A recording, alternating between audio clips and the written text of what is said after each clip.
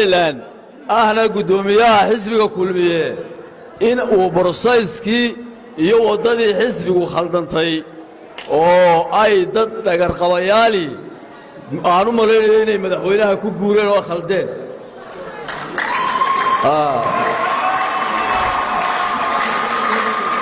waxaan runtii aaminsanahay madaxweynaha in la khalday oo waxaan jirin loo sheegay oo la mala awaalay oo la saaray waddo aan ahayn tii guusha iyo mustaqbalka xisbiga kulmiye uu ku sii jiri lahaa mudane madaxweyne dadka halkan fadhiya waa dadkii xisbiga gashaday dhiiggooda iyo dheecaankooda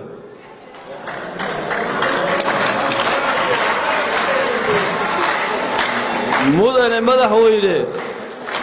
xisbiga xoog kumaad qabsan xoolo aad leedahayna maad siisan waa halgankii iyo dadaalkii ay dadkan iyo juhdigii ay dadkani bixiyeen ayaad goobtaa iyadaa maanta ku gaadhay waxaannu rabnaa inaannu ku saxno haddii lagu khalday waannu ku saxaynaa mudane madaxweyne xisbiga raggii kaa dhaxli lahaa ee gaadhsiin lahaa himilada iyo hanka uu leeyahay ee uu noqon lahaa xisbi sii jira oo taariikh badan sii taliya waa ragga aad maanta leedahay yaanay soo gelin ee aad ka abaalka dhacday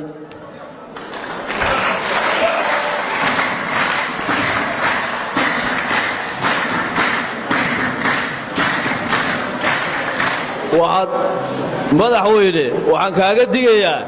inaad noqoto abaalaawihii qarnigan waayo qarni kastaa wuxuu leeyahay nin ku suntan abaalla'aanta sida ay rag horeba tixaha ku tiriyeen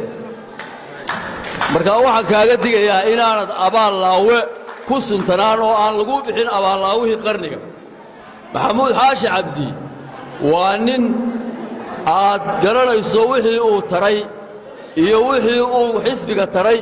iyo wixii adiga ku taray iyo wuxuu qaranka tarayba adiga ayaa nooga xogogaalsan ma aha ninay taariikhdu dafiri karto ma ahana nin maanta la odhan karo xisbigii ayuu dabadda ka joogaa horta waxaannu kuu sheegaynaa xisbiga cidina kaaga tegi mayso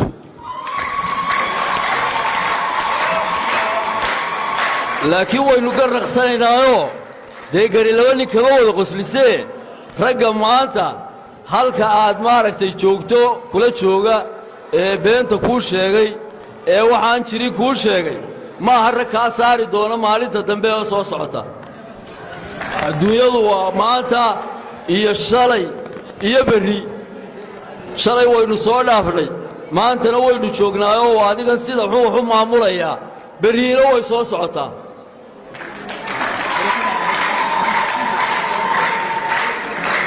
waxaa la yidhi nin baa wuxuu lahaa geel badan dabeedna uu isaga iyo xaafaddiisuunbaa iska maali jiray martidana waxba kama sii jirin xigtadana waxba kama sii jirin maalintii dambaa laga dhacay markaasuu marada soo raxay oo yidhi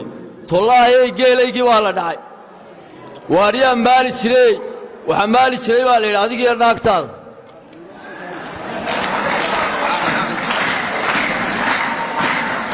muusow berri waxaa iman doontaa waxaa maali jiray adiga naagtaada iyo afartan nacase ku yidhi enaxaasheeri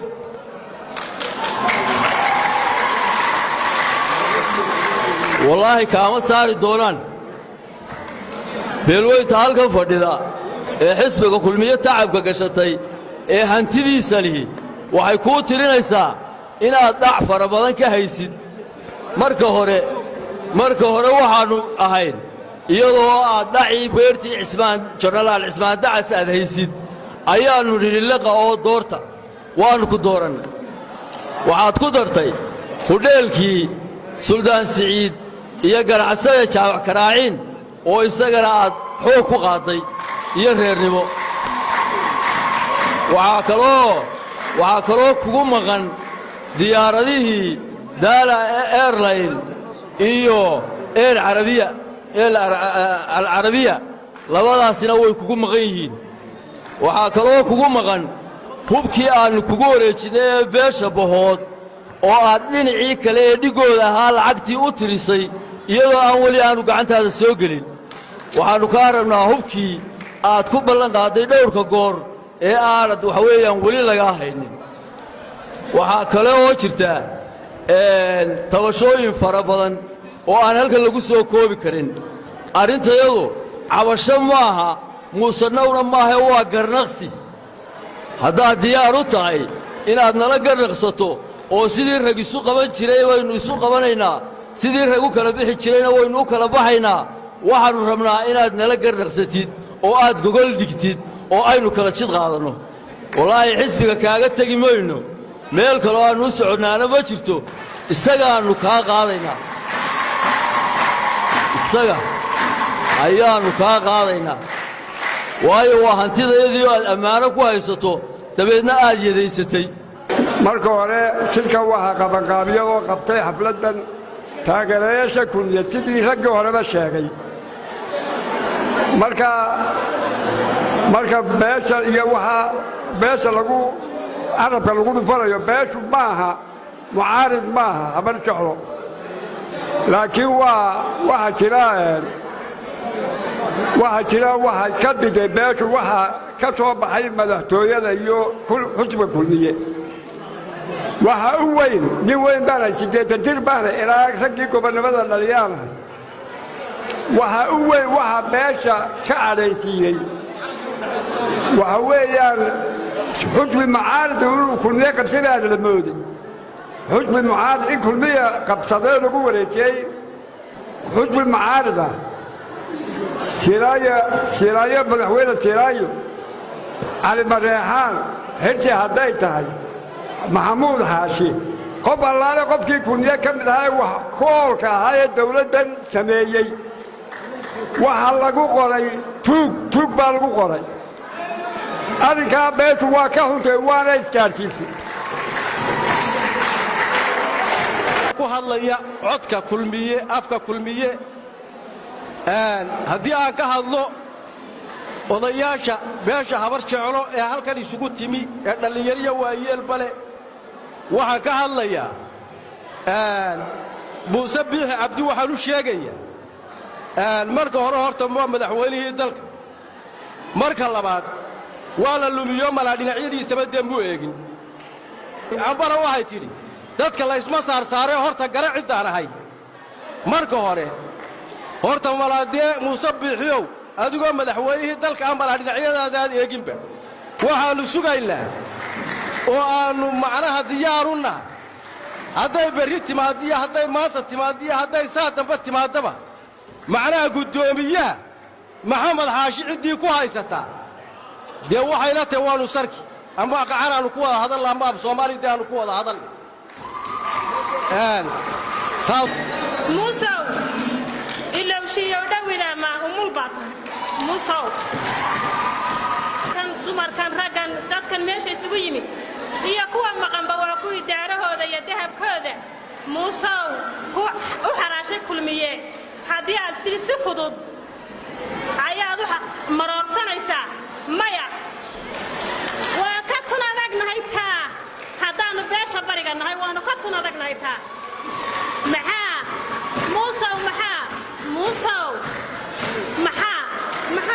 ganacsatada tooshka ku ifiyey maxaa dhallinyaradayadii iyo madaxdayadii maxaa u bixiyey kulmiyaha hore maxaa u bixiyey maxaa madaxdayadii tuugta ka dhigay muusow tuuga waa ka ammaan hantidoodii weeye kulmiya waa hantidoodii muusow waa hantidoodii kulmiye muusow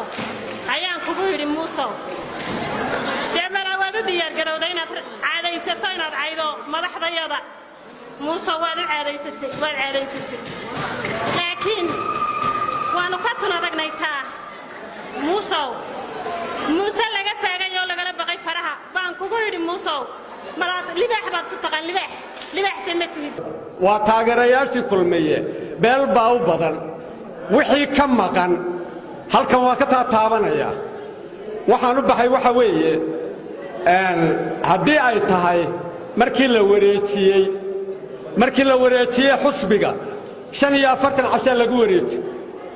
45 casho yaa lagu wareejiyay haddeerna sanadkii afraad buu gelayaa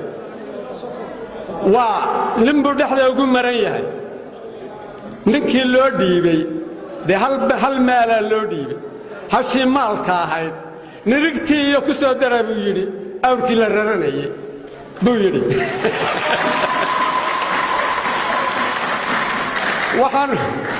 waxaannu leenahay nirigna ma hayno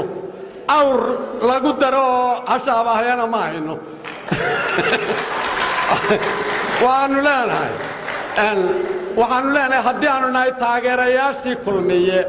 ama beesha habar jeclo aannu nahay waxaannu ka hadlaynaa oo aannu sheegaynaa waxa weeye wixii naga maqan haddii aanaan helin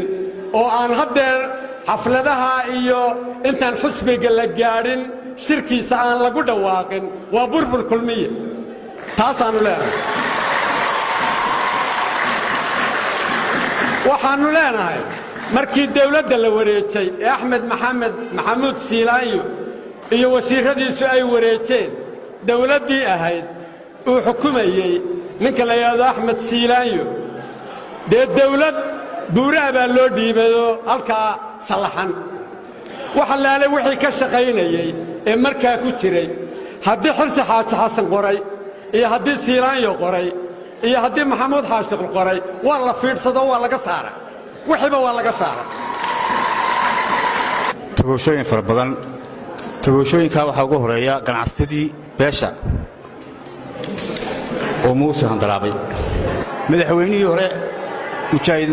axmed maxamed maxamuud siilaanyo iyo wasiiradiisii sida sharafta leh ugu wareejiyey muuse biixi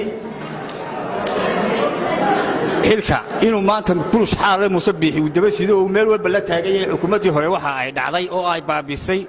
hantidii qaranka ee dalka midda kaleeto muuse waa abaalaabay wey gabay salaan calaway tiriyey ayaa waxaa ka mid ahaa rag waa qaro rabbinoo goorreed baliya khayrkeed wax baktiyey baddu waa tuftaa baxaddaale muuse uu habar jecel ku soo tuftay ninka madaxaashi waa hogaamiye han madaxweyne leh waa hogaamiye waxa weeyaan u qalma inuu jagada madaxweynimo istaago waxa weeyaan muuse iyo cidduu wataa annaka nama matasho haddii maxamuud xaashi xusbigaa loo dhiibi waayo mudana madaxweyne waxaa muuqata oo marag doon ah in dhismaha xukuumadda oo ku salaysan hannaan guracan oo ka madhan xaqsoorkii beelaha walaalaha ah ee dawladnimada somalilan waxaa muuqata in dheeli weyni ku yimid habkii wadaagahaa iyo sadqaybsigii ku dhisnaa islamarkaana aan si indhaadayga aad u burisay deegaankaaga tusaale ahaan boqolkiiba 45 ka mid ah dikrootooyinka la shaaciyey ee aad soo saartay waxaad gaar u magacowday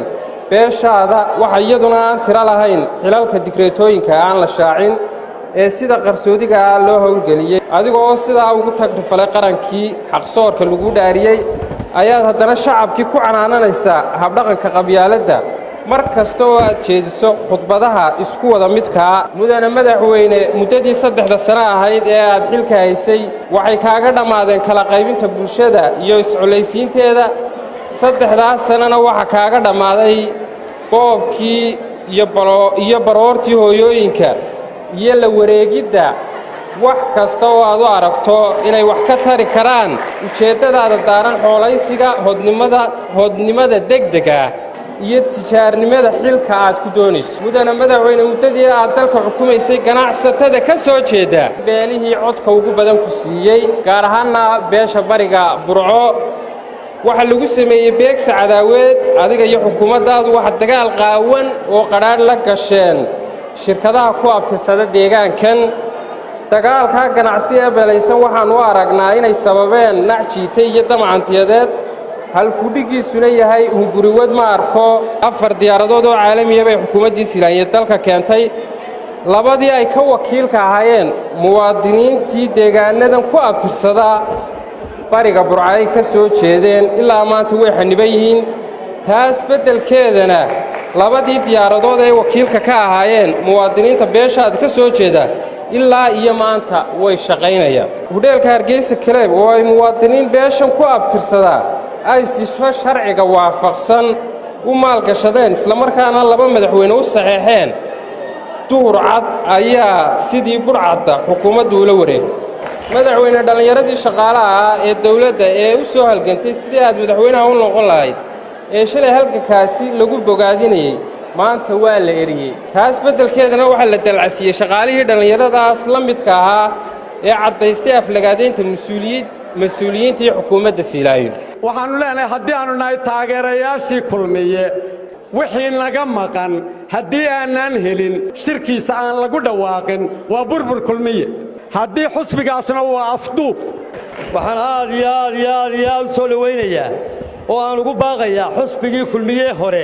meelay joogaanba inay dhexda xidhaan inay u diyaargaroobaan inay wax iska celiyaan inay u diyaargaroobaan inaanay odhanin col hortii jabay oo aanay inan yaroo maanta soo fadhiistay marnaba loo niyad jabin biyaanu niyad jabna madaxweyne muuse biixina mid baan idhi waxaad bixisay hadallada aad bixisay ee lagaa hayo ee maanta baalka madow kuu geli doona waa kulmiyii hore iyo kulmiyaha dambe waxay Soomaalidu ku maamaahdaa waa la doogayay la dacaroon madaxweyne waxaan ku yidhi muusow waa la doogayay la dacaroon adduunku waa iskurayaa maalmuhuna waa iskurayaan waxaan leenahay horta muuse biixi wuxuu yidhi way habar jecelo way cabanaysaa habar jecelo caban mayso cabitaana loogama baran habar jecelo reer cawdana maaha waxaan leenahay mudane muuse haddii aan ku siinay xusbigii kulmiye oo kugu wareejinay oo si sharaf badan kuugu wareejinay maantana aad dhabarka noo soo jiidaysay haddaad ka soo laaban weydo habar jecelo iyadee cadkeeda goosanaysa arrinteedana taqaanaa adiguna xarshin baa tegi